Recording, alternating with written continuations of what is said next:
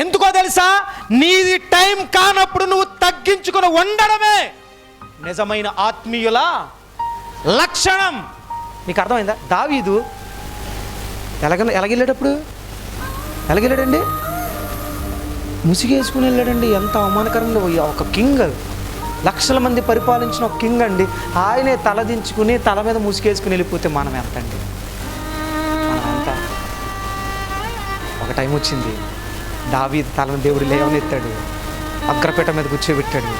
ఈ చిత్రం ఏంటి తెలుసా? సిమ్మిగాడు వచ్చి పాదాలు పట్టుకున్నాడంట. సిమ్మిగాడు వచ్చి పాదాలు పట్టుకున్నాడు. రాజా, ఆ రోజు తెలియకనేసానయ్యా, నువ్వు రాజు అయిపోయి కదా, నన్ను ఏమైనా చేస్తావేమో భయం వేస్తుందయ్యా అంటే, రే నువ్వు నా కాళ్ళ మీద పడ్డప్పుడే నేను గెలిచాను రా, నీ మీద పక్క తీర్చుకోవాల్సిన అవసరం నాకు, పో క్షమించాను అని అన్నాడు. అంటే చూడండి, తల దించుకుని వెళ్ళిన దావీదు